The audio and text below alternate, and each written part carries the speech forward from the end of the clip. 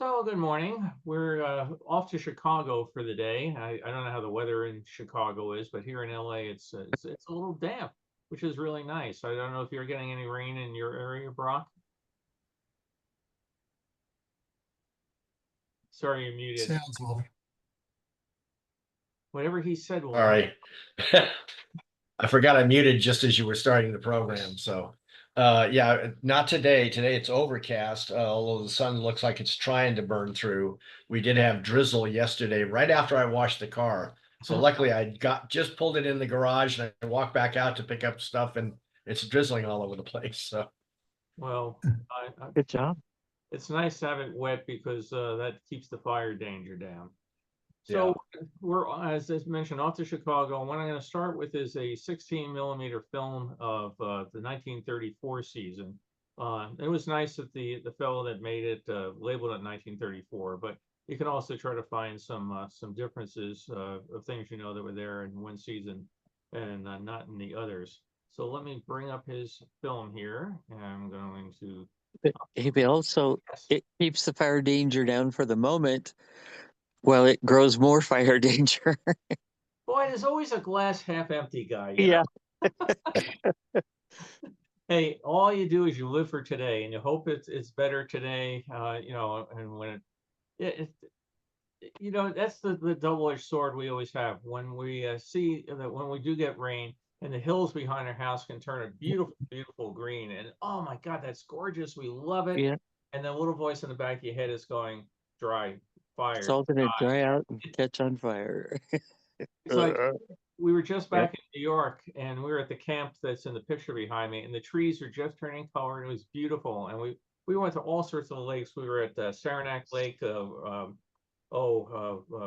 Mountain Lake, so all over the place. Raquette Lake, Tupper Lake, and I'm going, oh, it's so beautiful. And then a little voice in the back of my head keeps saying, "Remember February, remember February." So, so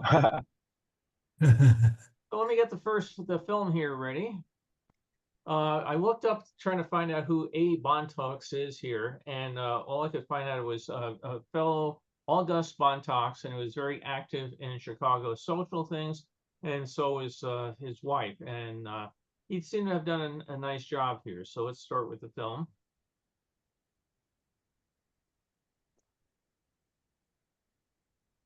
And A Century of Progress, his own titles, he went out of the way, and he let us know it's 1934. This film, by the way, was having some what's called vinegar syndrome. So I had to treat it and try to chemically stabilize it before I could scan it. And now it's got to be kept away from my other films so it doesn't percolate the vinegar into them. But overall, I thought it came out pretty well. It had some waviness and stuff like that. I had to do some things in the scanner to hold it kind of flat in the gate as it went through. But here we are, I'm sorry, I didn't hear what year this is. 34. 34. Thank you. Thank you. So there's the Avenue of Flags and the Sears Tower off to the side, people coming in the gate, and one of the Greyhound trams would take you around the property. And we look around I'll just pause it every now and then. The lake here, for 34, they added that very large fountain in the center. They had plans in 33 for all sorts of events out on the lake, for boat races and water skiing shows and things. They didn't really take advantage of it. So in 34, besides just opening for the year, they made a whole bunch of changes to the fair, and they put out this fountain, and you can see it had a kind of causeway going out for maintenance and that, but they built it as the world's largest fountain at the time. Whether it was, I don't know, but they put out a lot of water, as you can see. It's just bubbling away there. They did do some other things on the lake. We'll see that as well. But all sorts of boats. You could go for gondola rides. No, what am I getting my tongue stuck? Oh, right there. This is something else they added. So look for this platform here, and we're going to see it come up. Saipan rides. I think that's what I was trying to say.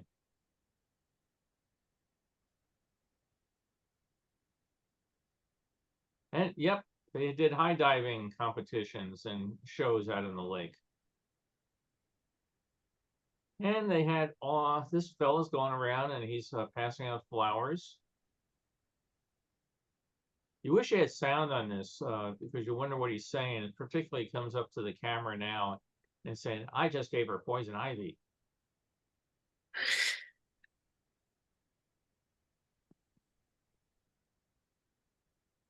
One of the push chairs you could get taken around. Czechoslovakia was a very popular pavilion during the fair. You can see the sign here for the restaurant, and it was well received by all restaurant critics, newspaper critics, and I guess not only the food was good, but they said it was very reasonably priced.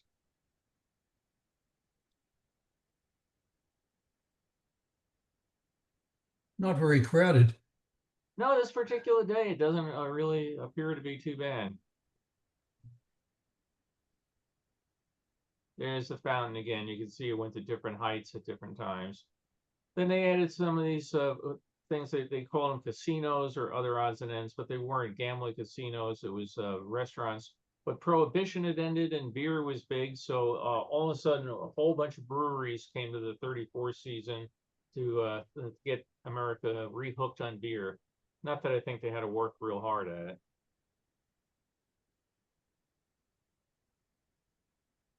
Bill, how did the second year do attendance wise versus the first year? It was lower, but it was enough of an attendance that it made a profit. That was I forget the exact numbers on it, but they got pretty. One of the things they did was they realized they had really overestimated for year one, as everybody does. Every single World Fair always overestimates. So year two, they made some more modest projections, and I don't recall exactly how close they came to those projections. The attendance was down, but it made a profit. They were close enough to whatever the projections were that there was serious talk about doing a third season of the fair, sort of like Montreal went on for years and years. And they finally decided, we made money, we did okay. Let's not push the envelope on this.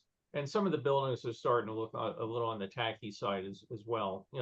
6-month structures, and they've gone through 2 Chicago winters. So they decided not to come back for a third season, but it did make money.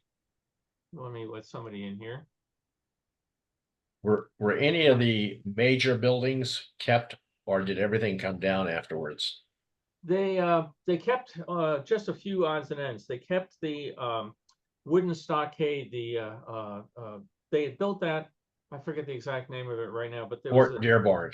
Fort Dearborn, yeah, the old Chicago, and that lasted, I think, 1 or 2 years, and then it burned down after that.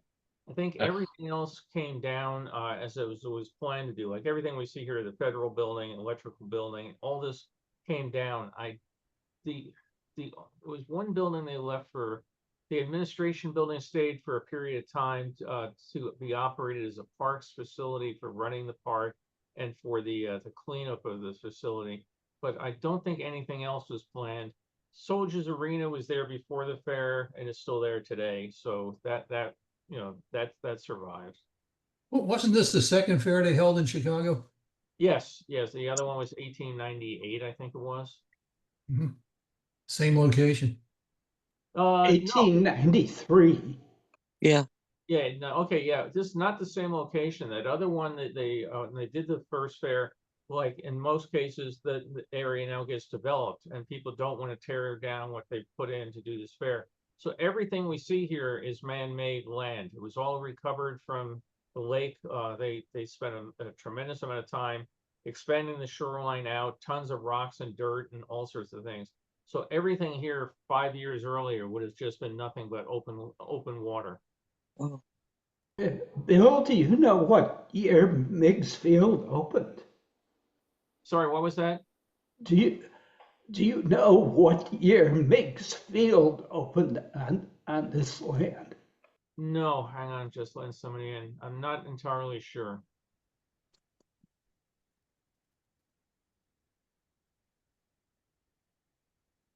Another the beer halls down there, and again, boat rides and tours out in the lake. They had shuttle service that could take you from one side of the lake to the other side, but not a lot of people use it. Sometimes we get some of these real quick clips. I left them in there. So that let me just go back there. I can't rewind real easily. they did all sorts of things in here with Barker's trying to get you to come in and see their shows. We're going to see a thing coming up for people trying to get people to come in for a boxing exhibition. So the Gateway, that's an old Heidelberg Hall. So, okay, here. So here we have Merry England, right? And we have, what do we have here? The Garden of Champs. And we see all these fellows in their boxing togs.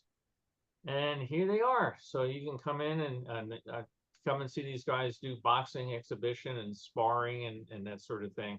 So it seems one thing I always get a kick out of just about every one of these Barkers at the Chicago Fair had a cane. You can just see it in the guy's right hand extending down. And it seems like something out of some old movie where he's always going to be pointing to somebody and waving with the cane, but they seem to be big for that. See, there he is. Come on and see him. Then the guy on the right, he must be a lightweight boxer. Wow. I mean, he looks like Kind of scrawny. yeah, he looks like kinda the scrawny. bag would win the fight. The cane is the earliest version of the laser pointer. Yeah, but the big question is, did cats follow it? Yeah.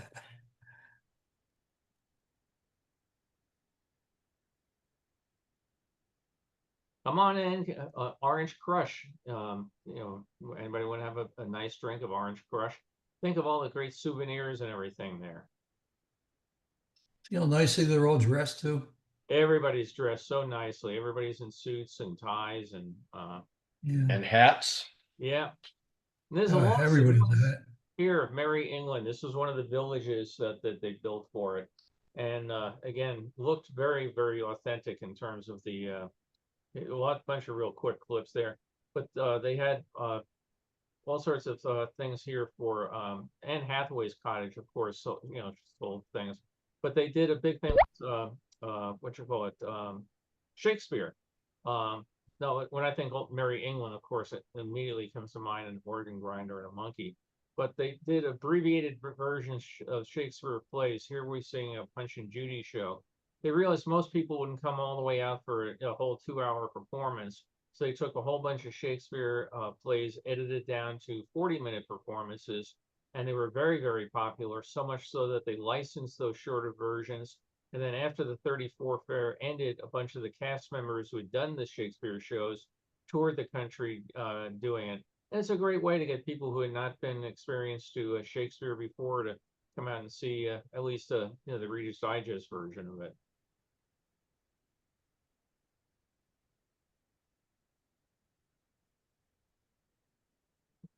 Anybody want a beer?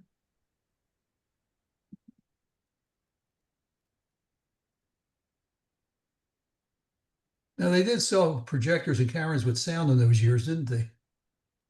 In this particular one, I don't think there was amateur sound in recording for that period No of time. amateur sound yet.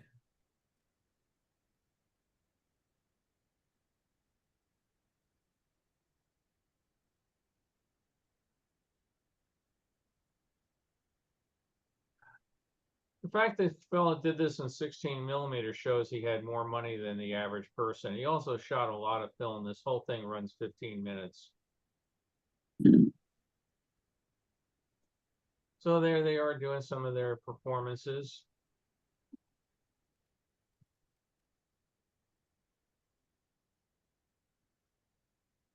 I guess some of them are enjoying it. This was How much has this film been restored? quite a bit. Okay. For example, in that shot, it was so dark you could barely see anything on it. So I cranked up the gain on the scanner, and then did what I could to bring out the images. When I first scanned the film, it just running a projector. I couldn't even see the faces. Oh, there's this is what makes it kind of fun to see the movies. I have all sorts of pictures of the giant slide there, which was billed as being one of the wonders of the world. And he came down on a burlap sack, riding down on a polished wooden thing. But to actually see some of the things moving around and like the Ferris wheels going there, it's great fun, at least for me. Adler Planetarium, still there today. It was there before the fair. skee ball. Oh, I see the gondola ride going around. The thrill of a Middle of city. the century. You really don't see many children there. No, no, they were probably all in school or something. Oh, you wanted kids? There you go. We got them. Okay.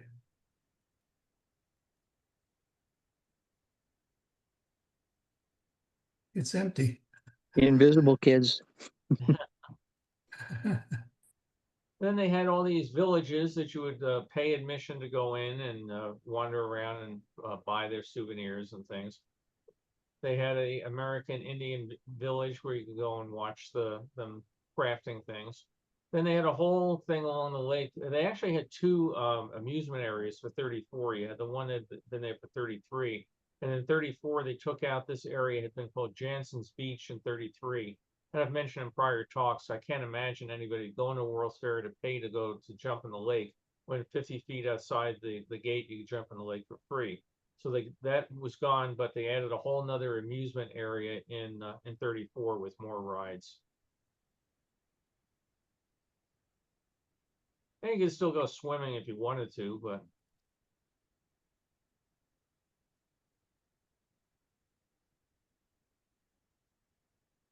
the Court of States in the back, each of the states that exhibited had a equal amount of frontage, but then the pavilions went on to different lengths and widths in the back, like slices of a pie for their exhibits. They also did a lot. We're going to see here in this particular thing of military things, demonstrating that America was, fit and ready to go. The war stuff, the clouds were just gathering in England. People were worried about it. So they were making a big pitch that you don't need to worry about it. We're on the job. We'll take care of it for you.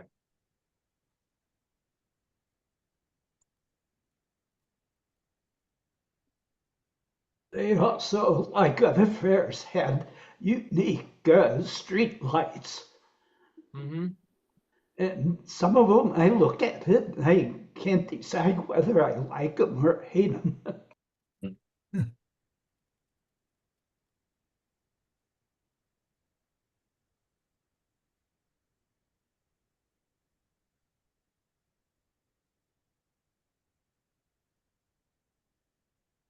Look at all the World War I helmets.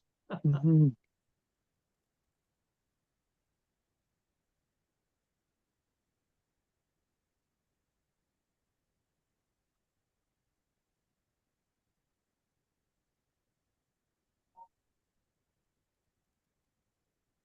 Right shoulder arms, left shoulder arms.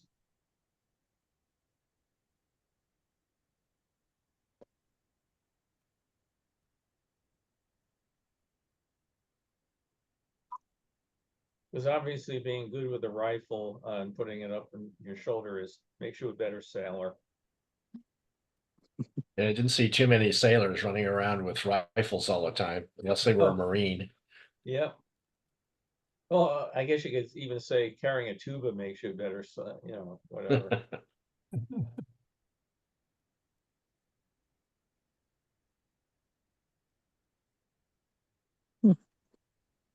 This reminded me of things that had at the Merchant Marine Academy on Long Island. They would have a big graduation thing every year, went to a number of years.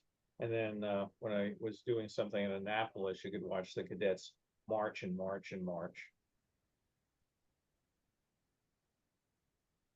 Hey, there go the Marines.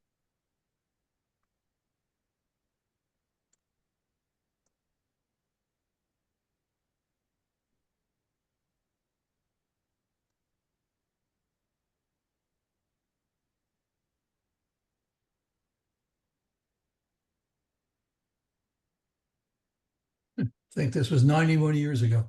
Yeah, it's hard to believe, isn't it? This was a big stage show. They did, believe, twice a day on the bank of the lake there. And as we'll see, being on the lake made it great. They could bring in big boats and make that part of the show. So I think they had about 200 people in the cast for this, plus the the animals and everything else. But it was basically how transportation had settled the West, and they show over time people came in their horse-drawing carts. Then they come in stagecoaches. Then we're going to see them coming in steamboats and Speak of the devil, paddle wheel boat coming along there. We're gonna see the trains come in and, just how all of this puts Chicago on the map. The Erie Canal shows up, so you have, people coming by canal boats. And everybody's so well dressed. They look chilly too. Maybe that's why attendance is down a bit.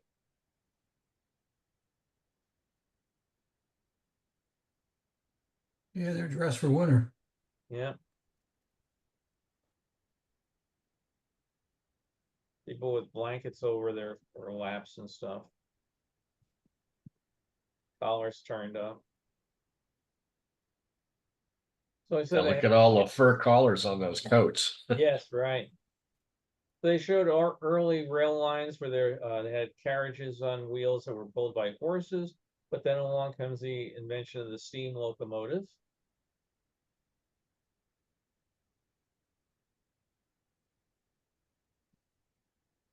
And DeWitt Clinton's train in New York. Look how things are progressing. We're just hopping along with these trains are getting more and more modern by the minute. The boats are getting bigger. Now, every time you think you have a bad job, how about that guy? He gets thrown off by the mule.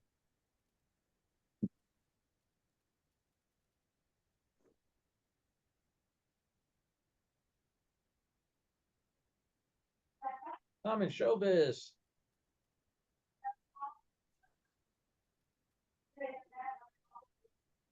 This is getting very late in the day. The film was getting very, very dark.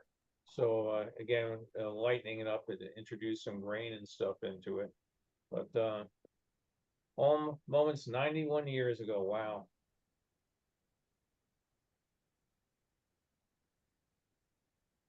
Safe to say, not too many people were looking at these movies are still with us today.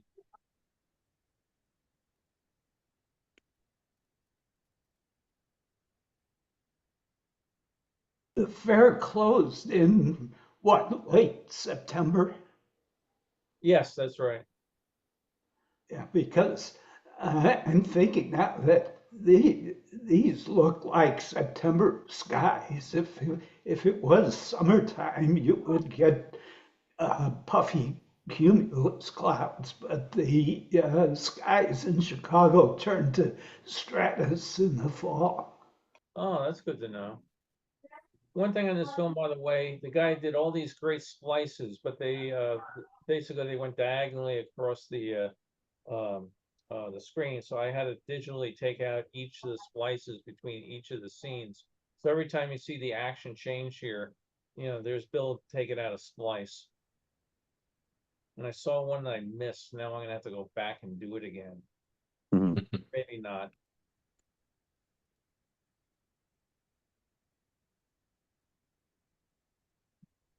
Like I said, full-size locomotives chugging across the stage. This is a big, big epic production.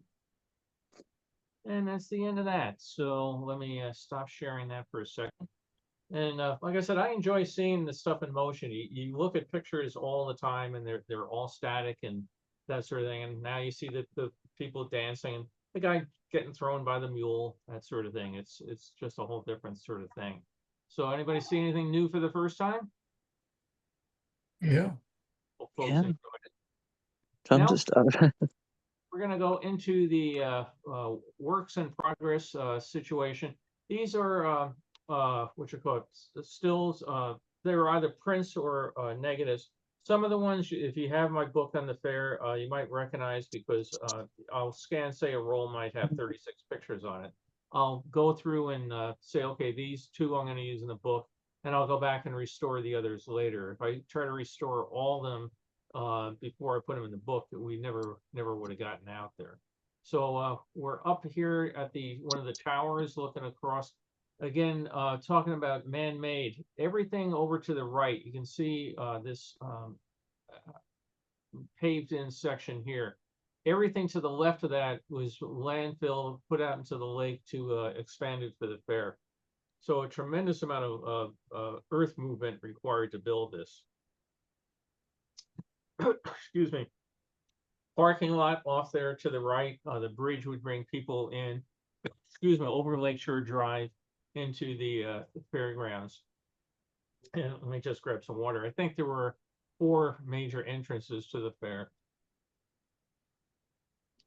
And off to the right of the parking lot is some of the rail lines that were the whole reason Chicago was on the map, because it was such a great transportation hub.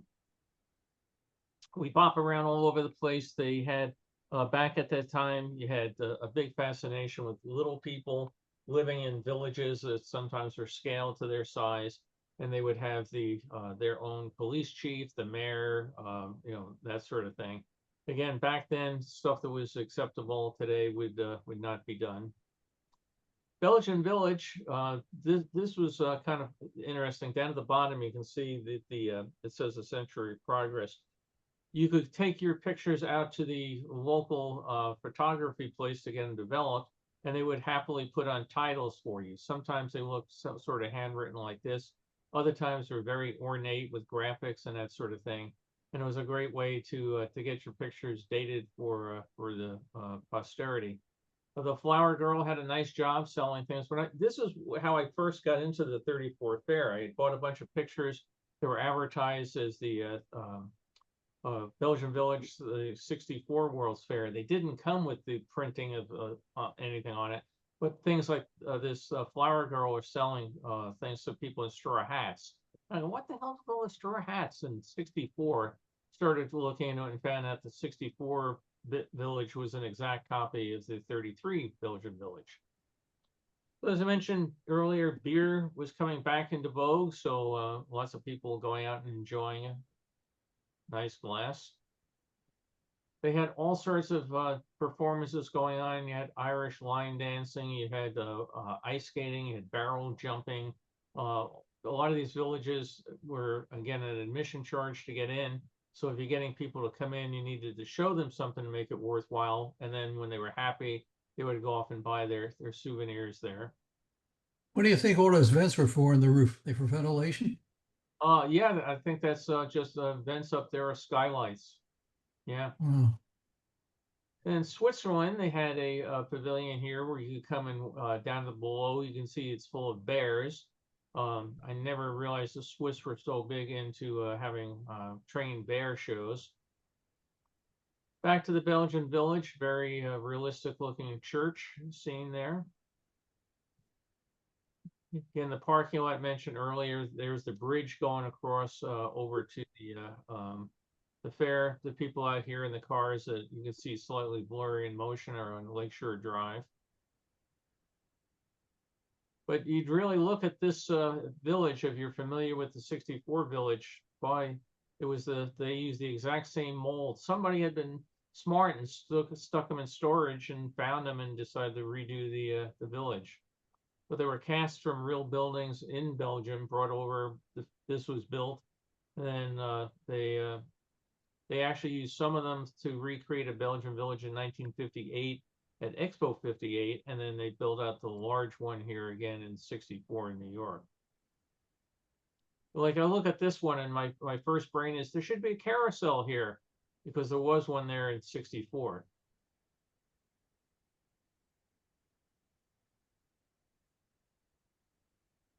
Guy on the left, look at his eyes. He's staring at her, but good. Then you had lots of other villages. You had Mexican Village. Again, you could go in there, have themed restaurants, that sort of thing. Sinclair had their dinosaurs here. They were really rough compared to what we saw in 64. But who's to say that the dinosaurs didn't have, their ribs showing like they do here as opposed to 64, where, who knows what a dinosaur looks like? Who knows what the colors were? This one, by the way, they did have mechanisms that would make the next move just like they did in New York. And that got a lot of attention because they said they brought out Hollywood special effects artists to make the dinosaurs move realistically. And then they also had realistic soundtracks. Oh, it's mail time. Mhm. So I'm sure Carol is running for the door. 1 second. Carol, there's 30 packages to go out there on the left. So again, beer hall and restaurant in the background, they did very well. And in the particular, uh, this particular year, they did all sorts of entertainment. If you look in the back, you can see the sign, Welcome Al Smith. So politicians would come into town, they would stump, hoping to get crowds for their election and that sort of thing. And the fair was just as happy to let them come on in because it attracted crowds. Both people that would like to hear this speech and also people who wanted to heckle them, but they had to pay for the privilege of doing either one. We don't have Joey with us today, but here he would enjoy this one, The World of the Past, 1,000 years ago, or 1,000,000 years ago, rather. And we had a giant ape up there. More of the dinosaurs, they had speakers and they played dinosaur roars. And again, who knows how authentic any of that is. But yeah, I guess you can see up here, if we zoom in, let's see, we get a closer view of exactly what's up on the roof here. They look like rocks, don't they? Weird. They're not skylights, that's for sure. Look like rocks. They look like rocks.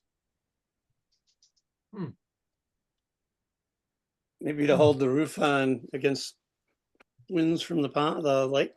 Yeah, I don't know, or maybe that's what they do really back in the native country to keep it from winds over there. When I first moved out to California and I drove through Arizona, I was absolutely amazed to see all the rock roofs on houses in Arizona because you just don't have, rocks up on your roof in New York. So maybe that's a local thing. Then Japan was there. They were actively involved with the wars with China at the time, and the two of them were having pavilions arguing about who was right and who was wrong, and the rape of Nanking and various odds and ends. Big Chinese dragon here. You can see he's courtesy of Mr. Charles Young from the Chinese Temple on Wentworth Street. But they did all sorts of performances. You can see the fellow sitting here operating the head and another guy in the back. And they would go through the grounds like a Pied Piper, attracting people up to the entrance of the Chinese village, where you got to pay your 25 cents to go in. Picturesque Belgium. Again, it's a good look right out of 64 if it wasn't for the clothes.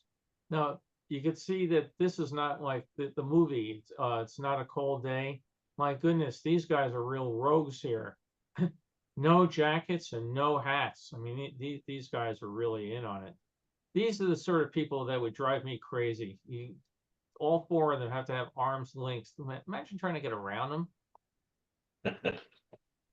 But more of the Chinese performances, they were, again, pretty smart. They would invite local Chinese organizations to come in, entertain, be part of the event.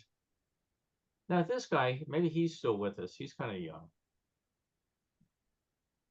And we have the Hall of Science, and this board here in the center was for opening day when they traced the light coming from Arcturus.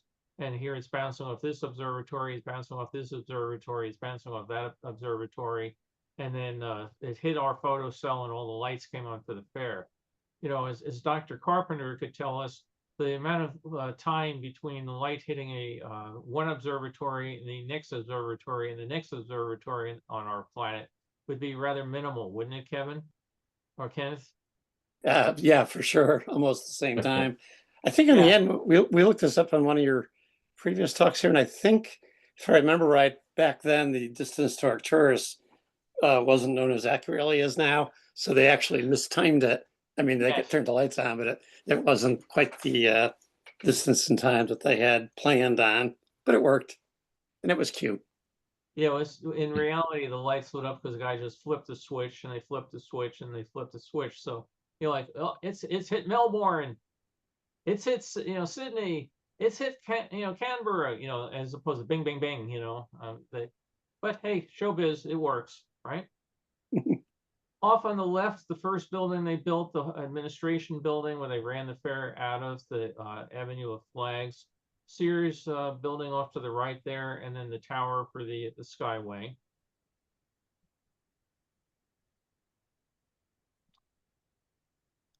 Oh, he's looking very stern. We're over at the federal building and we have the three pillars for the three branches of government. And so these are in no particular order. If they come in an album in an order, I try to keep them in it.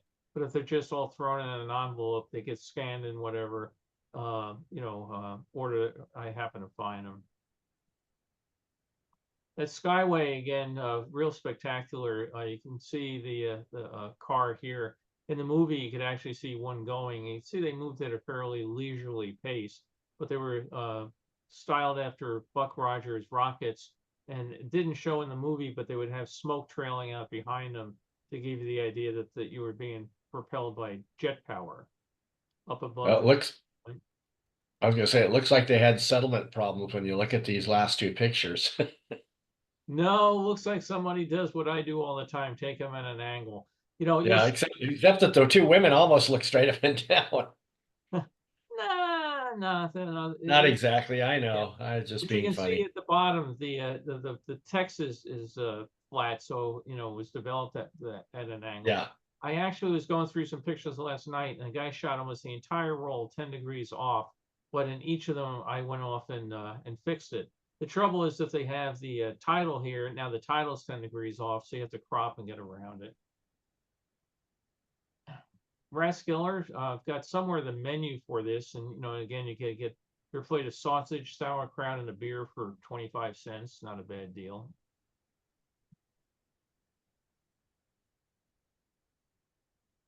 In the villages, you had wishing wells and all sorts of things, and of course, people love to throw money in wishing wells, and other people like to come and take it back out. And we can zoom in here. Again, it's really great the resolution that you can pull out of some of these old things. This print was about 3.5 by 5 inches, I think, if I remember right. But you can see that Sinclair motor oils are older than the dinosaurs because it's coming. They actually were telling you here that, let's see if we can zoom in one more time. It gets it. Although these dinosaurs lived 10,000 or 75 million years ago, they're not the oldest thing because basically the plants and everything that got compressed in the motor oil was older than them. Back to China again. Here again, mentioned they use little people. Here's a little police officer walking around the village. But if we zoom in here, you can see that I don't know if we have any cigar smokers or San Alto cigars still around today. But you had the tavern and come and enjoy the grill. Another little person here welcoming people in. They had a big garden section. Again, these might be over different periods of time because now these women do look in heavier clothes and that. But you could come out here and see if you were wealthy, exactly how nice a garden you could put in your yard. You could buy the plants by mail order catalog, or you could sign up if you were really, really wealthy, sign up for somebody to come out to your house and do consultations and design your garden for you. This was the California Pavilion. The building in the background is just a painted facade of mountains, but done as a mission. And inside they had displays of California plant life and that sort of thing. But also, why don't you come out and visit us? It was very heavily oriented towards tourism. More of the Hall of Science and the Arcturus clock. Let's zoom in on that. So again, Western Union is carrying the signals, and they were showing each of the observatories. So it would light up, Bing, it's gotten here, Bing, it's gotten here, and then down at the bottom, you could see the map as they were tracing the route of the lights going around. And don't know what they're doing, but this guy way up here in a ladder doing something. Back to the garden area, they showed how they could do gardens with cypress type things from the south. They had modern gardens. They had, floral gardens. These people here are getting pulled in rickshaws. You would pay these fellows to go around and cart you through the grounds. They would charge you if you decide to go into a pavilion. They would charge you to come out and wait. But they went out of their way to hire good-looking college students. In some of the pictures I have, the women who took the pictures had made all sorts of notes in the back of the pictures about their they're fun meeting the men and how they were able to go and have a drink with them after work. Back to California, they also had push chairs. So here he's being pulled in a rickshaw. Here you're being pushed in a chair. How lazy do you have to be to do that, right? I guess maybe some people had some mobility issues, but these people here look to be in pretty good shape. And in the Belgian village, they have a dog here pulling a cart of milk canisters around. So back then, you didn't have horses doing the deliveries, and you had the dog doing it. This is during construction. You can see all sorts of dirt and everything over here, and the lagoon is freezing over a bit. So it's a chilly day, which makes it look more authentic for my thoughts of many times in Chicago. Out at the lake, they had, you can see how they constructed it, all sorts of piles of concrete and everything for the breakwater. And everybody's out at the lake getting ready for something. Again, the lake is all running, the water's all running off to the side here. I'm really glad I'm not the only one that takes tilted pictures. But they're watching a giant show of military might. They're flying over. There's no identification on which group is flying this, but there was a very famous thing where a Italian admiral, Admiral Bilbao, led a flight of Italian planes that came all the way from Italy to the United States and then came here to Chicago. One of the very few things that's still on site today from the fair is a marker that was put up there commemorating the arrival of this flight. But this was, besides the people watching here, you know, and getting the thrill of seeing the planes go over, this got a tremendous amount of interest from the American military, because this showed that if these were bombers, they could theoretically have made it all the way over from Italy. They would have had to refuel someplace along the way. But this started making people realize that we better start developing a pretty good American Air Force ourselves, because the Atlantic Ocean is no longer the barrier to attack that it had been for World War I. So it's funny, you know, it looks like peaceful thing and everything, thinking about it, but boy, like I said, it started some people thinking.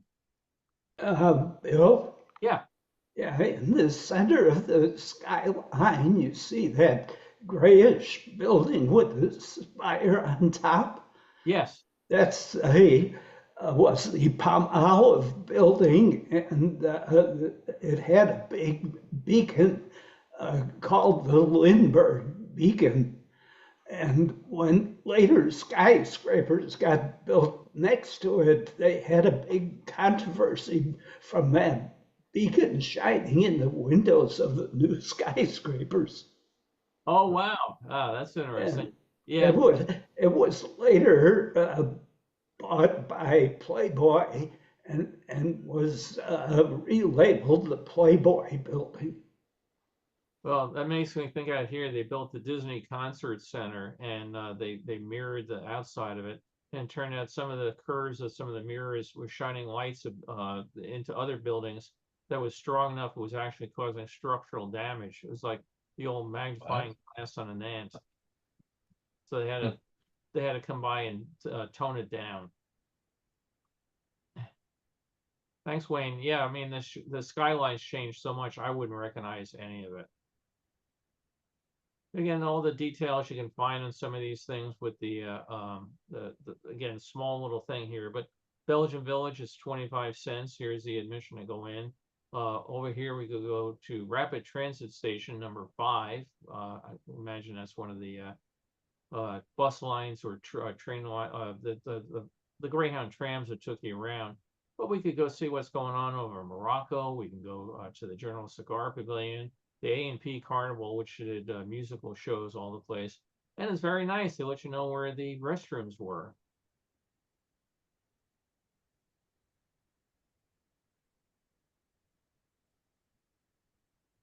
You know, this is the sort of picture that I got when I first bought the things thinking I was buying New York, and looking at it, I go, this isn't right. I know New York. Nobody dresses this nice in New York. Now, speaking of dress, I don't know. I thank my parents very much. They never made me wear pants like that. It's one of the few kids I've seen here. Yeah. And it looks like this one that does have a hill, so they are standing on it. Mhm. Here's one you might enjoy, Wayne. How many of those buildings do you recognize? 2. Quite a few. Yeah, so we got the shield. A lot of them are invisible today because they're surrounded by much taller ones. Right. Look how bad Is the that the air original? was, huh? Is that the original shoreline in the right half of this picture? Over here, yeah. Yeah, yeah. So, and then the bandstand over here, the planetarium.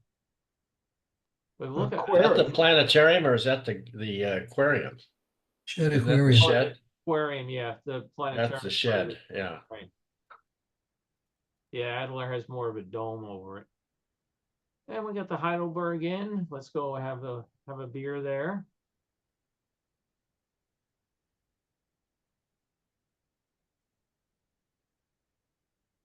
Same dinosaurs. Now, who said the place was empty, right? Not now. No, I mean, some days they obviously did very, very well for themselves. Well, it's a warmer day. You can tell the way they're dressed. And Yeah. it's 1933, so it'd be Yeah. probably a busier season.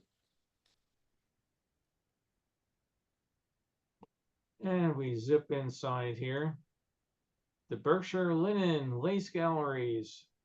And what other things do we have here? Oh, it must be getting near the end of the season. Things are reduced. Let's go and get stuff on sale.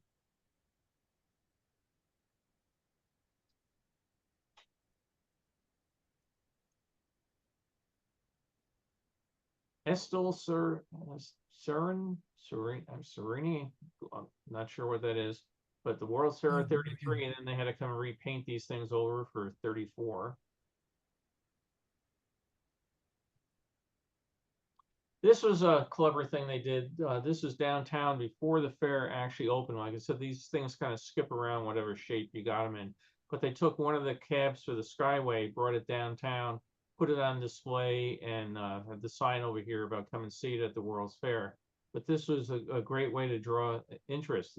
And it's pretty smart of them. The thing's already built. What do you do with it? Well, instead of just let it sit in a warehouse until you're ready to hang it, bring it downtown and maybe it will sell some tickets. Workers at the Village. This was the back way into the Hall of Science. This was again pre-fair shot construction entrance here. And you can see the guard booth. And there's the seaplanes out there again. I don't know if this was the Admiral's flight or not, but it certainly was attention getting. So that's that for that roll of film. Let me go grab another one.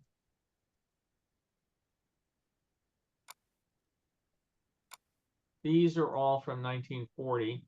Trains were really big. They had already planned that they would have a certain amount of area set aside for the railroads. As they kept going on working on it, they kept setting more and more land aside because besides just people coming into Chicago by train to visit it, they started bringing trains over from around the world as part of the exhibit.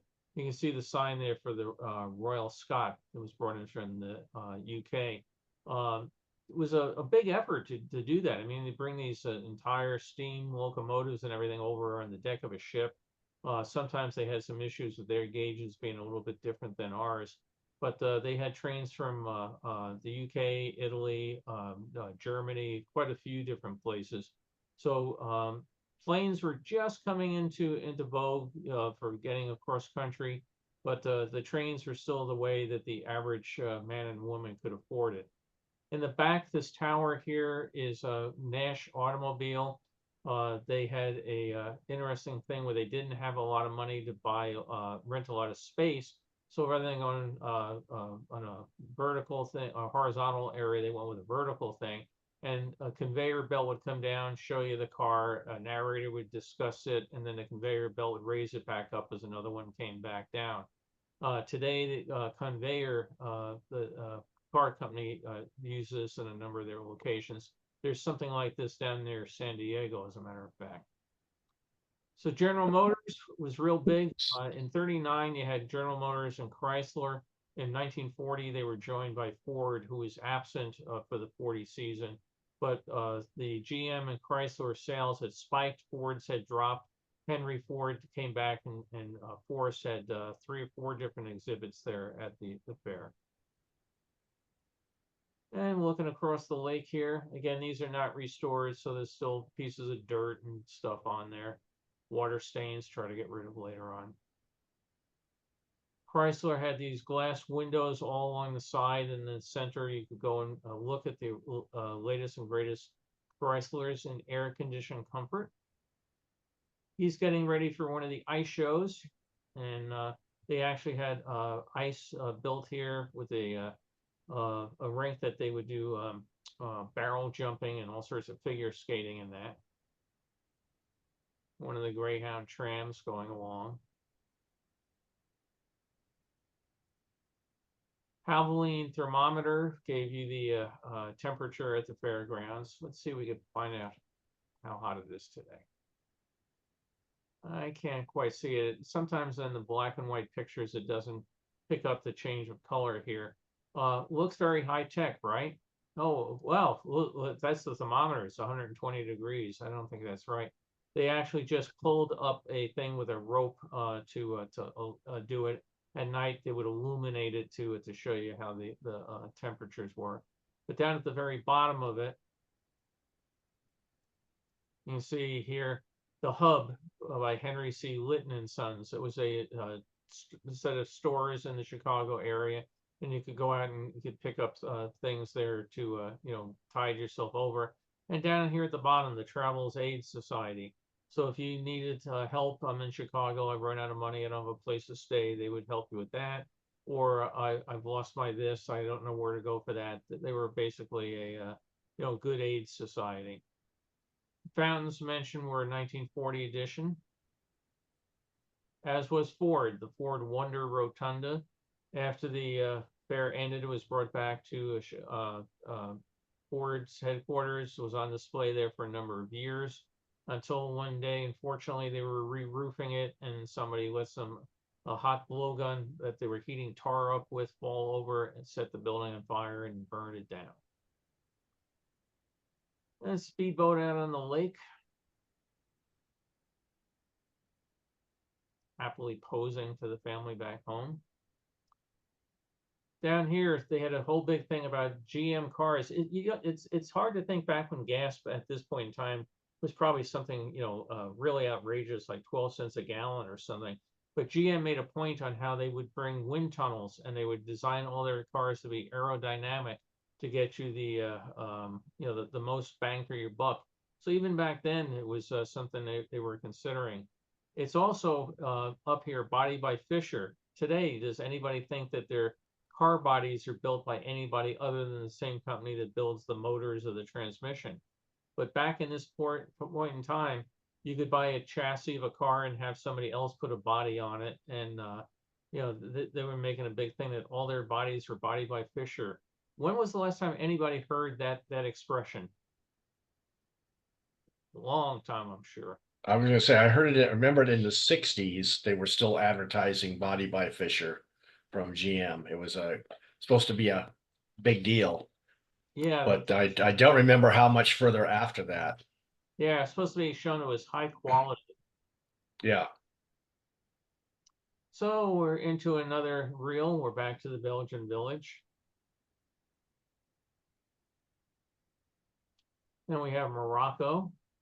You can get your picture taken on a camel. And as I mentioned, you could also get your pictures developed with very fancy ornate borders and everything. They would tell you exactly what you were looking at. And just some of the artwork and flowers and things that, street color. The gardens on parade. Well, actually, that was the name in 39, but this is the garden area. And again, the wooden shack showing you how you could have all sorts of gardens for all sorts of budgets.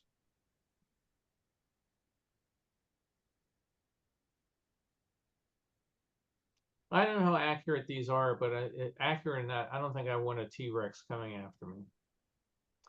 Now, About Brother what? Crawford, they were What's good? this Skyride. They came up with a tie-in with the Amos and Andy radio show. If you got anything Yeah. else that you wanted, I think I ordered everything on the list, What's plus that? a whole bunch of other stuff.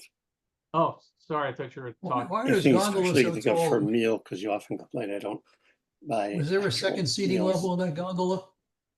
See, is it upstairs seating No, area? I think it was just below, down below. Yeah, I do not think they were 2 stories tall. You can see the jet engines on the back that would put out the smoke. You know, quite an elaborate section of wheels and everything. What's interesting to think about this, that this was a very, very late addition to the fair when their previous thing for their theme structure fell through and could not be built. This guy came by and said, "I'll build this and I'll do it as a private adventure." The Fair Corporation doesn't have to do it.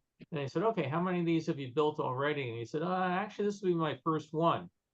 And they were really desperate and they took a chance on the guy and it worked really, really well. There were no reported issues with people getting stranded out there. They did have a contingency plan on how they would go off and tug people across manually if needed, but it worked out very well.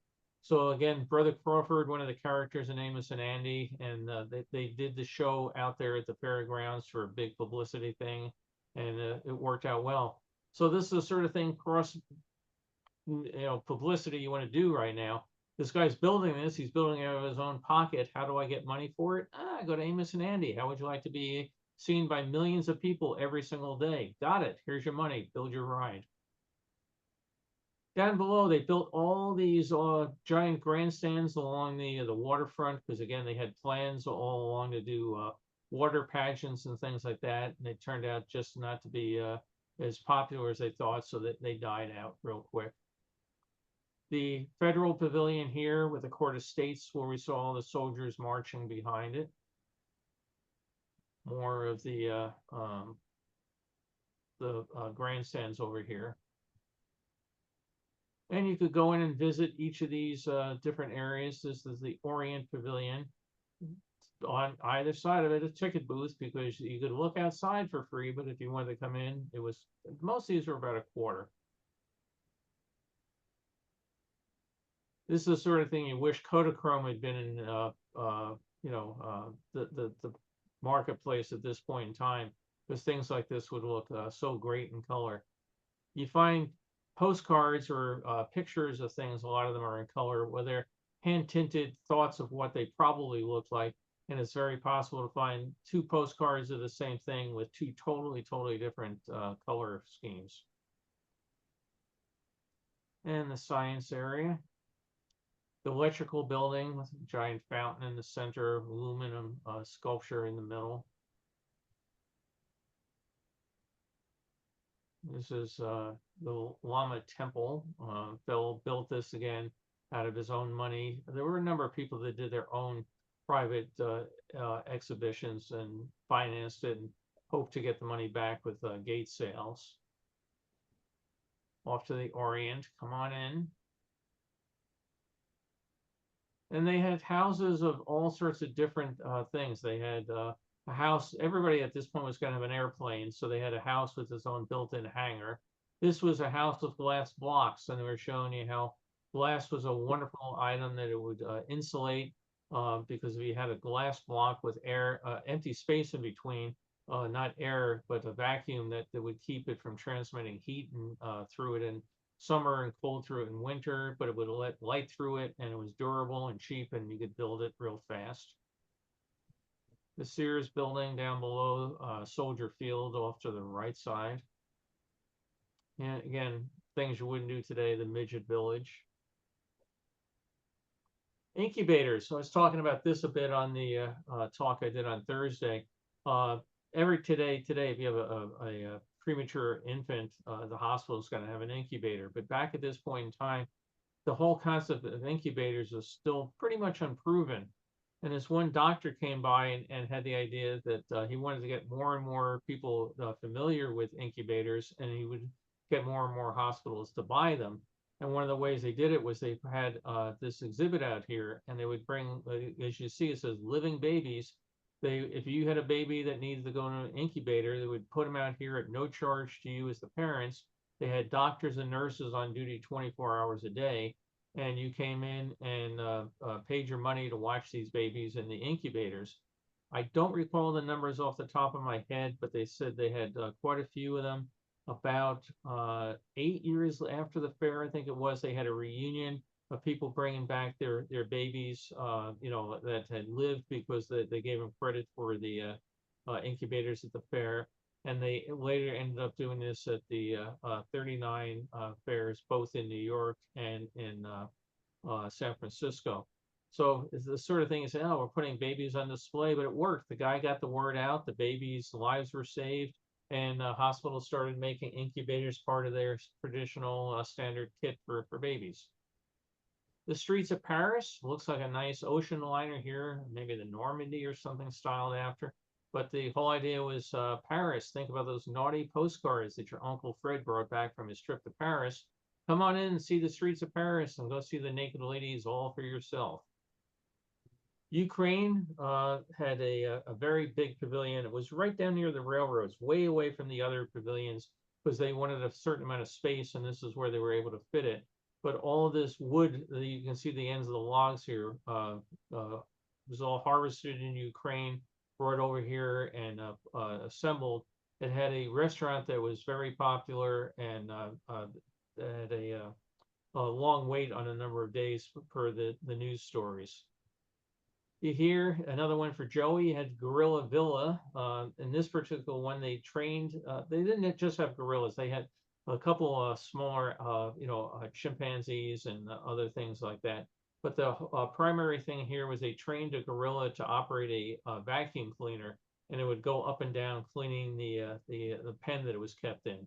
So I don't know if anybody was ever tempted to get a gorilla and bring it home to do their house cleaning, but that was a big entertainment in 1933 was a gorilla with a vacuum cleaner. Another thing you wouldn't do today, they had an Indian village, and they brought people in from different tribes. They actually lived on site in teepees, and they really took advantage of these people because the guy that brought them in paid them very, very little. They made blankets and ceramics and things that they sold, but of course he took a cut of that. His whole pitch to them was, come out here, you can make all this stuff and sell it a lot more than you could at the reservation.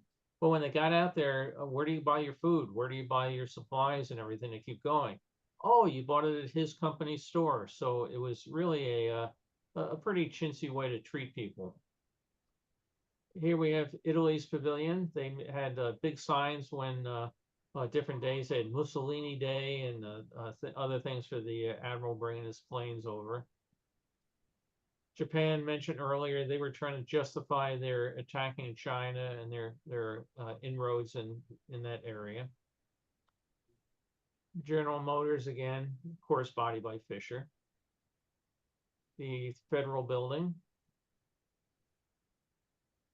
Here, let's zoom in on this one just a little bit.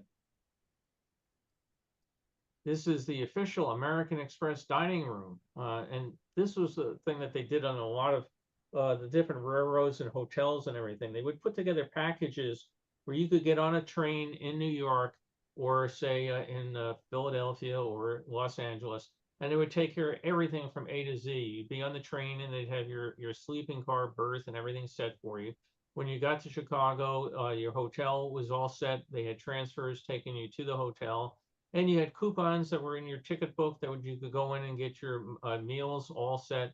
So when you left except for souvenirs, when you left, say, Los Angeles, you pretty much knew what your entire budget was going to be, and you didn't have to worry about your hotels, your meals, or anything else. It was all prepackaged, all taken care of for you. So lots of brochures. I have a whole bunch of them in my collection from all sorts of different railroads. And of course, they offered, different tiers.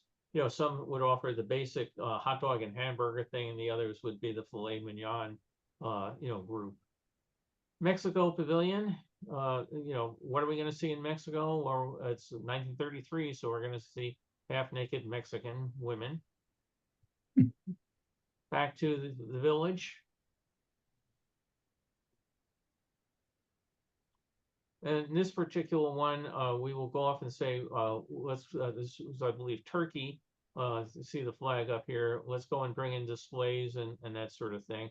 This might have actually been Egypt if I look at it. I see Egyptian symbols down here. Sometimes you look at these and it's been a while since you looked at them. You have to go back and sort them out again. This was one that didn't work out real well. This was the Social Science Hall. Their whole thought was here was that you're going to come in and people are going to put up displays on how if we all just get along and give each other a big hug, the world's going to be a better place. So there are all sorts of people in there giving lectures and speeches, and people didn't come to the fair to be lectured or that sort of thing. So it did not get a tremendous amount of attendance. A stylish woman with her stylish hat posing for the crowd.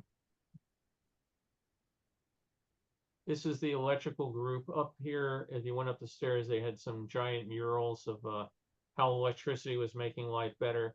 Still thinking back at this period of time, a lot of places still did not have reliable sources of electricity. That's when they got into the Tennessee Valley Authority and other things to electrify large parts of America that still, at this point in time, were just living with kerosene lanterns. A&P mentioned, they had, for folks that don't know it, A&P was a large supermarket chain, at least on the East Coast. Atlantic and Pacific Tea Company was the original forerunner of it. But in my town, we had the A&P market, and they had a big thing with a radio show. Because again, radio was really the big thing in 1933. Television, they did some very early demonstrations of television here at this fair, but there were radio. So A&P would have a radio show, and they would bring people in and convince you to buy A&P products. And they did quite a few shows here from the site, but they weren't broadcasting from the site 24 hours a day, but they had a lot of musical groups come out and perform. Then here you could go to the Days of 49, again, another village where you paid to go money in. And in this particular one, if we zoom in here, you can see Dig Deep, The Undertaker, funerals arranged on short notice. So you were all set. One of the things that I got a real kick out of here was that they had a old style barber. So if you were in the mood to go off to get a haircut, where else the better place to go? Is the go and pay your 25 cents to get in the Days of 49. So you could also pay to get a haircut after you've paid to get into the fair. So that would make it an expensive haircut. But these things were popular. They did shootouts, the typical thing where the sheriff would come and, get in an argument with the bad guy and shoot out the desperados and that. And they had displays of gold nuggets and all sorts of things to get people out there. And here more of the place from a million years ago. Again, you get a barker out here. Come on in and see all the bones and the relics from the past, fossils, that sort of thing. So that was 1933. The next one is, I believe, also 1933. So sometimes they're dated. This guy actually, whoever took this dated this. This is June 11th, 1933 to be precise. Very nice of them to let us know.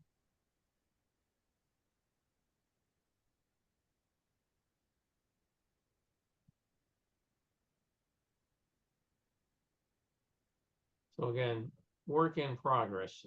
And these are jumping around. This particular one written on the back was October. In this particular one, June 11th. This is, again, service road out here on the outside. Sometimes the same fellow had the same pictures in more than one shot because they might have had. Matter of fact, I found one guy, I think it was, might have even been in this picture, showed up in about 7 of his different rolls of film. So you say, he must have really liked these gals. Then when you go back and compare them, you'll realize, okay, they're coming down the steps, but they weren't posing for the shot because this lady here off to the left will not appear in another shot, but the others are in the same spot. So some of them are not all that candid. There's like, ladies, pose for me. I want to get your picture. More of California.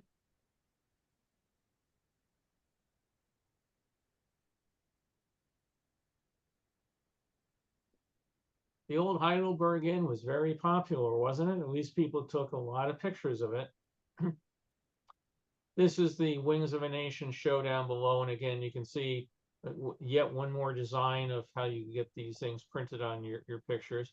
But here they're doing the Golden Spike ceremony. Pre-construction or pre-opening shot, April 9th, looking very barren. But you could come out and they would charge you money to walk around the grounds. You could see they put fences up to keep you away from areas, but a steady source of income.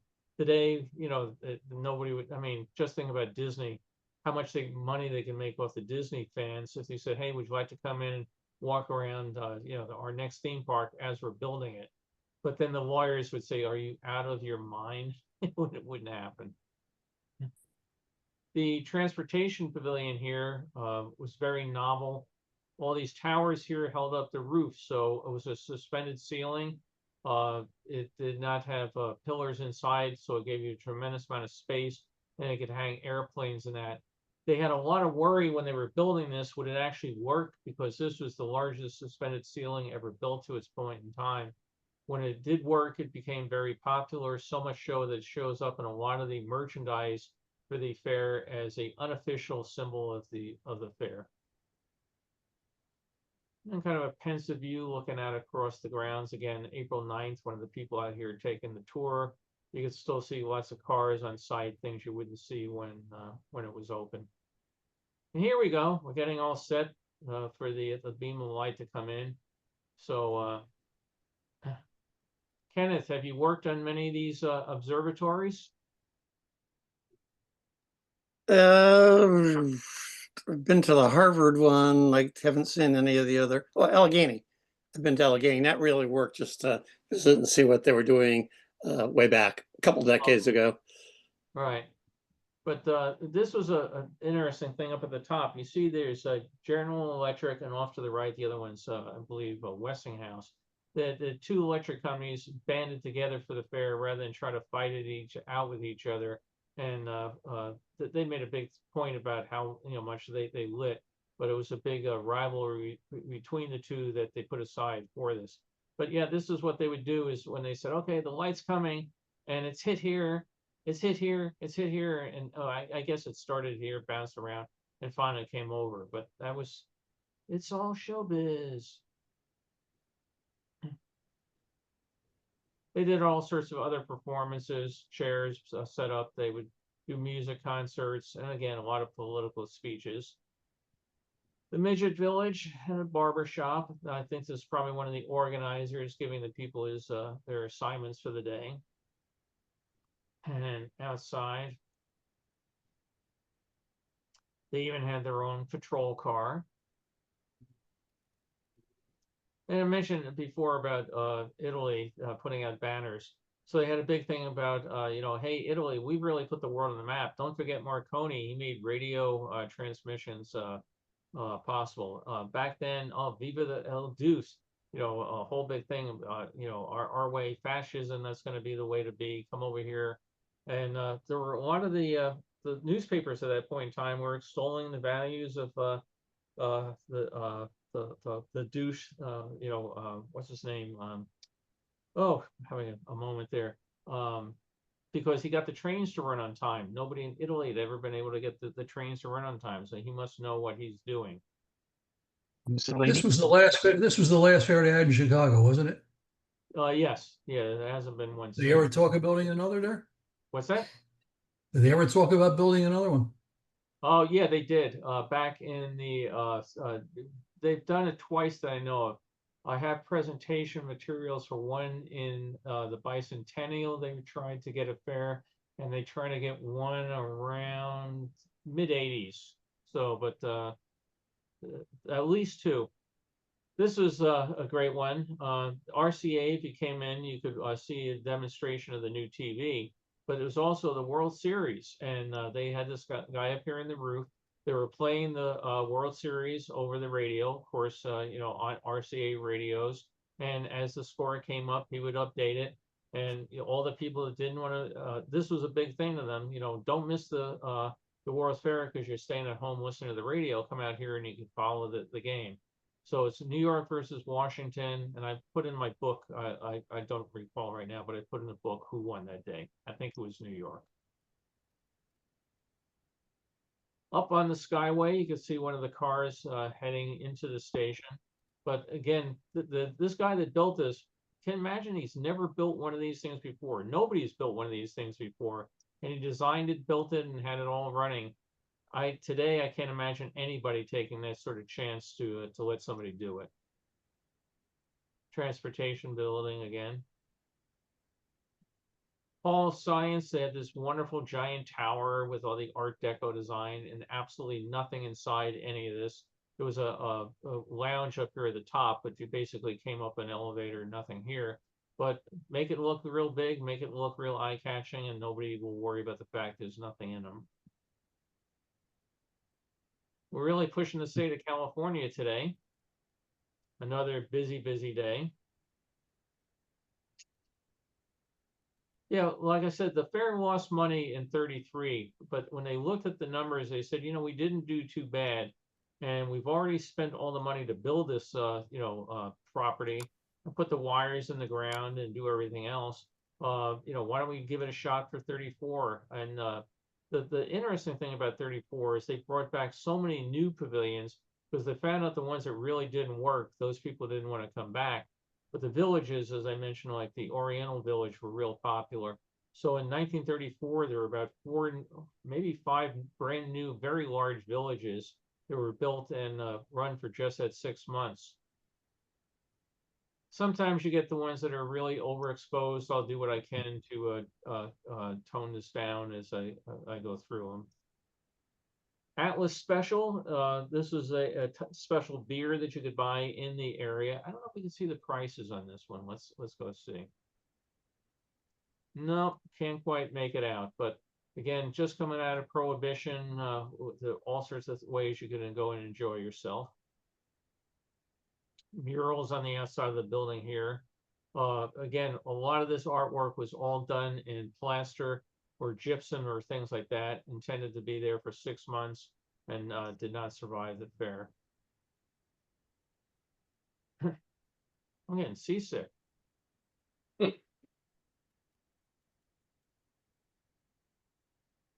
Fountains outside Chrysler. Looks like a foggy day in old Chicago town.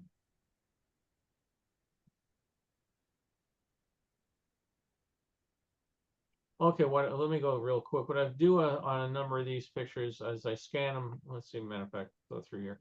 I scan them more than once. I scan them with the scanner trying to do its dust removal, and then without, because sometimes the dust removal will go wacky and will take out things. So I'll then try to decide which of the two I'm going do the final restoration on. So looking across the lagoon. This was a thing here for a pavilion that was going to be, if you look down here at the caption, monumental lighthouse, going to celebrate the arrival of Christopher Columbus into the New World. And this was going to be built by the Dominican Republic. It was eventually built, but about 35 years later. So they had this big model. You could see it. And again, models are cheap. Building the real thing isn't cheap. It did get built, but way, way, way after their original plans. Sitting up by the lake shore. It's a little souvenir stand there down below. This would date this to 1934. Again, Ford had a huge presence in 34. They had this particular exhibit. They had a highway, different highways or different roads of the world with paved roads, dirt roads, log roads, showing how well Ford cars did on it. They had a giant bandstand to entertain people. All right, getting repeats in that. Let's zip up here real quick.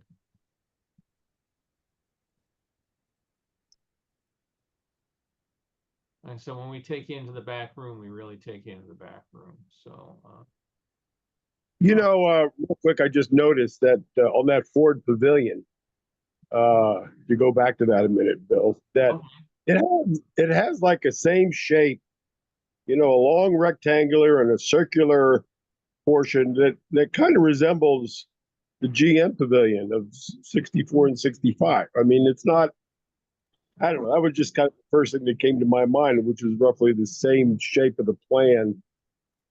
I don't know, it's just something that caught my mind. I actually think these are two separate pavilions here. I think there's some space between this and the rotunda here. Oh, okay, all right. Yeah, that's the trouble with pictures. When they're 2D, it can be a whole different thing, can it? But otherwise, yeah, it would look a lot like it. Maybe that's where GM got their inspiration from. They happened to see that same picture from an earlier World's Fair. But see, there you go. Yeah, you always wonder where some of the inspirations are taken from. What? Hey, Wayne, is this anything that you would recognize today?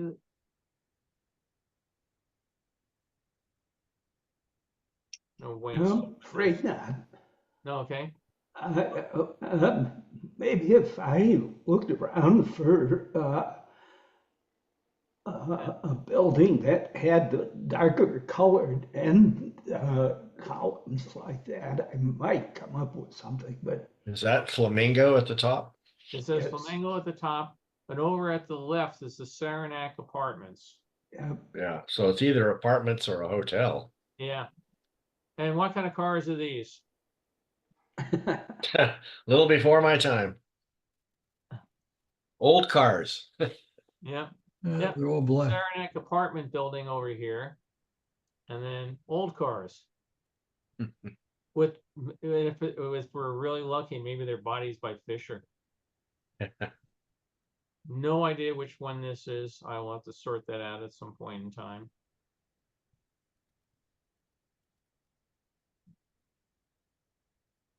Okay, again, we'll go through these real quick.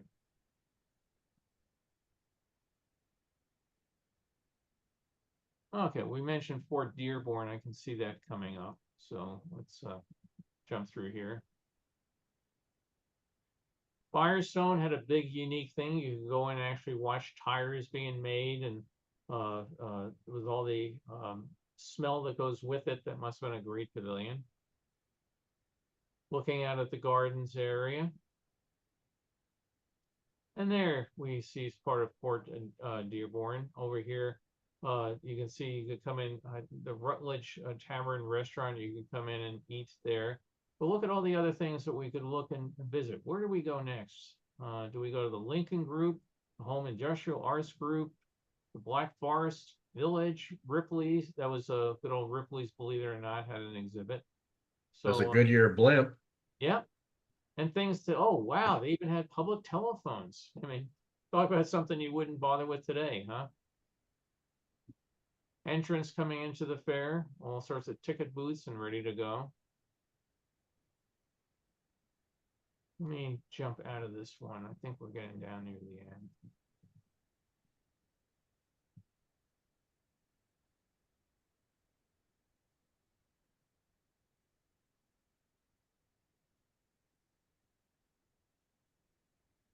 They did a whole big change of paint scheme between 39 and 40. Oh, let's see. It looks like a rough day out on the lake. Is the sign warning us away? Yes. Swimming is prohibited. You wonder how cold it was anyway. you know, it seems like the great majority of the slanted photos slant down to the right. And Yeah, they You- do. And mine do too. I don't know why. Maybe there's something of right eye being dominant or something.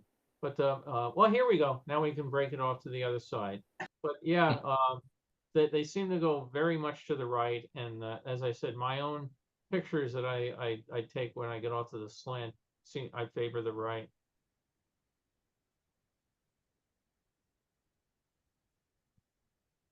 Maybe your right leg is just shorter than your left leg. Ah, yeah. All these years, Carol's kept that from me. That's hilarious. In Wings of a Century, they had both real locomotives that railroads had kept in their museums or archives for years, but they also did quite a bit of rebuilding railroads, locomotives, and rolling stock from original plans or photographs. So if we zoom in on here,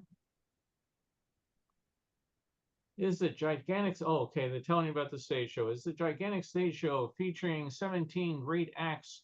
So trying to get you to come there, and this is about the Mississippi, the locomotive. It would be fun when I play with them more to sharpen it up to see what other features you can glean out of it. Hey, Michelle, you take hundreds of photos. Now you're going to have to go back and look and see if there any of them are slanted right or left. Outside the grounds. You know, on the serious side of that, I wonder if it's not related to sometimes you're so focused on getting the image that you want within the frame that you're not looking at whether the frame is level. You know, you're more focused on another aspect of the picture taking. Could Sure. be. I don't know. It- Again, I mean, we're that- also, right? That makes a lot of sense because occasionally, I'll turn the video camera, sideways, not realizing that, oh, that's not going to work. There's actually some of the movies I have, Tom, where people took the camera and they turned it sideways. You're like, Yeah, "Oh, that doesn't all fit in the thing, so let me turn it sideways." And you go, "Are you yeah, fine?" So I'm watching the movie, and all of a sudden you got to put your head 90 degrees to the right. Luckily, on the computer, I can take that scene, rotate it, put borders, yes, fit it in, and everything. But I yes, have one movie where the guy did that constantly, turning the camera sideways. It drove me yeah, crazy. When I, yeah. matter of fact, first scanned it, I thought, "What the hell's gone wrong with my scanner?" Oh, well, to talk about being side. There you go. This one's really sideways. So Yeah, that guy's sailing down, down, down. yeah. So Admiral Byrd ship, he had done his Arctic explorations, and they brought the ship in here to the fair.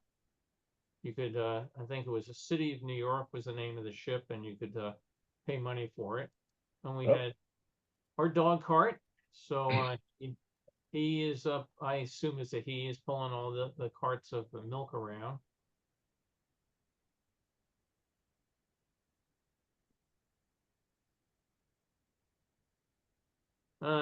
The dog. Next one will be the dog again. So what else do we have here?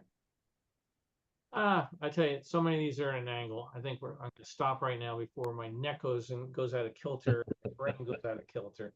But yeah, the major thing I wanted to show the movie, that the movie took a lot of work to do, but I think it was really great that it survived. And you just wonder how many other reels are sitting in closets or things that will show up there someday. And I think when I got to about splice number 110, I took out of it. I was, but it worked. It was fun. So I hope people. Is that a recommended method, to do a diagonal splice instead of a horizontal splice? Or? It really depends on whatever the guy had. Basically, he had all sorts of guillotine splices, and some of them did it where they would interwove the pieces of the film that make it real sturdy. Others just butted them up against each other, and then you had that diagonal one, which is pretty rare. I don't see a lot of the diagonal ones. With the 8mm on Kodak, they did a thing where they had you basically do your splices like this, where part of the film, my fingers are going to disappear in the shirt here, but part of the film they took a notch out of one side of it and then put another part longer on the other, put them together, and then that seemed to work really well. And then for Super 8, they just went and butted the pieces up against each other. So I'm sure that somebody in Kodak knew there was some reason for doing what they did. But I just found it, I like it when the splice, when one scene just ends and the next one starts, when you have, diagonally and they're half over it, it just goes. There's some other guys that did all their editing in the camera, and they would stop it, then take another scene, stop it, take another one. And every time they stopped it, the frame would get 3 seconds or so out of focus, or it would flash really bright. And so you're watching the movie and poof, poof. So I tend to go and take all those back out as well. Well, let's see, what Meigs Field opened 1948 and operated until 2003. It's a park now. Yeah, that was the mayor. He didn't want the airfield there anymore. So in the middle of the night, he came in and put bulldozers across the field and carved chunks out of it and stranded a bunch of planes out there. As a matter of fact, they had to get them back out. So, but you know, it's good to be the mayor, right? So I hope folks enjoy that. Next week, I hope no vice raid scheduled. Things should be quieter. That I shouldn't say that. Every time you say, "Ah, it's going to be a nice quiet week," Carol goes, "Oh God, here it comes." Something's going to happen. But I did get a bunch more movies in that hopefully I'll get to do, and hopefully they don't take as long. This particular one took quite a while, and like I said, I've got to isolate it. Matter of fact, it's still sitting here. It's a pretty good sized can, but they sell something that is supposed to pull the vinegar syndrome out of films. And I'm going to test it and see. Hey, it doesn't smell like vinegar. The thing's working, so not too bad. And, you know, before you open it up, you think, "Oh my God, somebody's making pickles in the office," but it's not anywhere near it. Bill, I don't know if you noticed in the notes, I did some research. Body by Fisher was phased out in 1984. Oh, okay. Yeah, thank you. I didn't see that. Thank you. Yeah, I wonder why, you know, that again, by 1980, who was buying a car because it was Body by Fisher? You know? Well, Who they were knows trying to why make they it like it was a special, you know, these guys specialized in doing the body work, and it was actually more for the old wooden. They started building when cars were wood, you know, wood frames and stuff like Right. that. As they became more stamped, they still stayed in the process, but I think it was just like, no, it's just one big company now. They had bought them out, or they had bought their exclusive use at any rate for years, and it was supposed to be a prestige issue. And I think they finally decided, no, doesn't really work anymore. Yeah, So is Fisher still around? Is Fisher still around? No, I No, mean, they were dissolved. They became part of GM, and GM dissolved that division. So if you go online, there's people that have taken tours of the former Fisher factory, which was a massive, massive building. And Yeah. I think of things as being assembly lines of long things. Well, the Fisher building was actually about 5 stories tall, and they moved building cars through the thing at different levels. And you can go out there today and see it. It's this massive, massive room. But you know, absolutely incredible that the stuff they built to build those things. So, and it's a shame today. You look out there and it's all gone. It's all just wreckage. Does anybody know if that's the company that sponsored the contest we had I guess when I was in junior high and high school, there was a contest every year for the best futuristic car body design, and people would carve things in foam and whatever, and entered in, and there was some kind of national competition. yeah, I know they had that. You're right. I don't remember who did sponsor that, but I remember because you could learn how to do clay models of the cars and stuff like that. I got to the point of drawing sketches for one, but never knew how to put it into 3 dimension for it. Yeah, it's my problem as well. Yeah. I was thinking yesterday, there's some really cool stuff that came out of that, and how disappointing some of the current generation, Yeah. supposedly edge of the leading edge of the car science, shall we say, by Did you people who guys shall ever not be do named. How disappointing it is. you guys ever do the soapbox derbies with the Boy Scouts? Oh yeah, No. yeah. I won first place. Yeah. Oh, did you?